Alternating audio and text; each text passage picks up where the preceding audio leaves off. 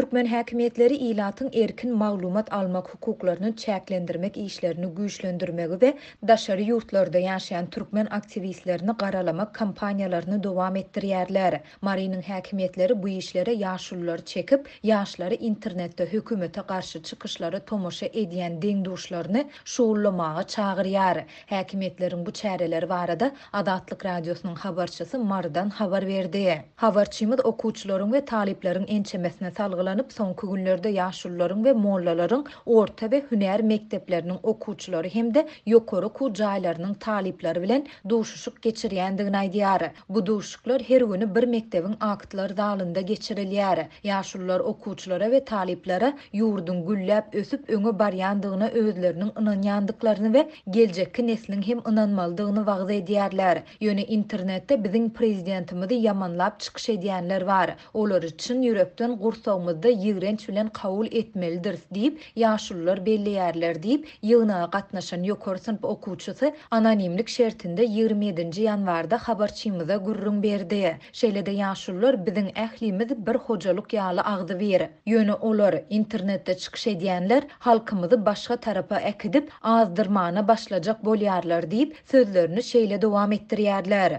Biziň ýurdumyzda gan çaýkamak niýeti bolan adamlar hem bir ýerden peýda bolup internetde çykyş edip başladylar. Biziň ýagny siziň araňyzda internetde bolýan zatlary görýän, dinleýän we gurrun edýän deňduşlaryňyz bar bolsa, siz özüňizi watançy hasap edýän bolsaňyz, onda hiç kime bildirmän bu barada synp ýolbaşçylaryňyza duýdurun diýip marly okuwçy duşuşykda çykyş eden bir ýaşulynyň sözlerini getirdi. Soňky ýyllarda türkmen häkimetleriniň ýaşullary dürli wagys netihat işlerine çekmegi däwe öwrüldi. Mundan ozal olar ilat köpçüligi bilen duşuşyk geçirip maska dakynmagy köpçülik bolup ýygnanmazlygy, ýas ýerlerine barmazlygy ündediler. Şeýlede ýurtda dowam edýän ykdysady krizisiň fonunda daşary ýurtlary eklenç gözlegine gidýän raýatlaryň aşy köpelmegi sebäpli Lewap we Mary welaýatlarynyň käbir etraplarynda yerli häkimetler migrantlaryň dolanmagy üçin ýaşullardan töwellaçy bolmagy hem talap etdiler. Mundan başga da türkmen telewiziýasyndan görnüş ýaly Türkmenistanda ýaşullar propaganda ýazgylarynyň esasy bölümlerini düzýär.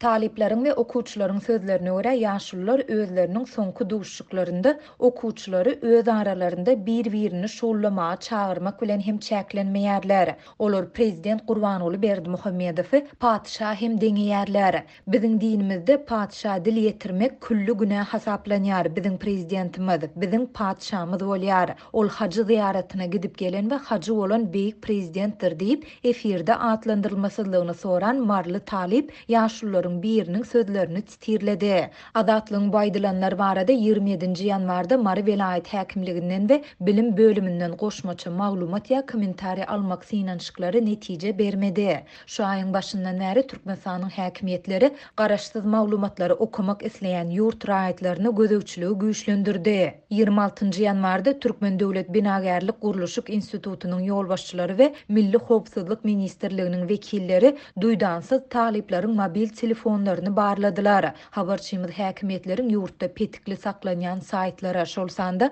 Adatlyk radiosynyň web saýtyna giren taliplere okuwdan çykaryljakdygy barada haýwat atyp, olary mahkama bilen hyzmatdaşlyk etmäge mejbur edýändigini habar berdi. Şeýlede 6-njy ýanwarda Mardak habarçymyz Bayramaly etrawynyň häkimetleriniň daşary döwletlerde ýaşaýan türkmenistanlylaryň dogan garyndaşlarynyň öýlerine aýlanyp, olary ýurtdaşynaky raýatlaryň garşylyk toparlaryna goşulmazlygy barada berk duýduruş berýändigini habar berdi. Bu habarlaryň arasynda interneti berk hökümet gözegçiligi astynda saklaýan türkmen häkimetleri internetiň tiýdligini ýygyderli haýalladýar, VPN ulanýanlara we onu gurnap berýän ustalara basyşlary artdyrýar. Bu çäreler Gazagystanda bolan köpçülikleriň protestleriň fonunda prezident Gurbanuly Berdimuhammedowyň internet ulgamyndaky dürli maglumat çeşmelerini çäklendirmek işleriniň kämilleşdirilmegini tawşyrmagynyň ideýanyna gabat geldi. Habarçylarymyz bilen anonimlik şertinde söhbetdeş bolan kanun goraýjylaryň bir näçesi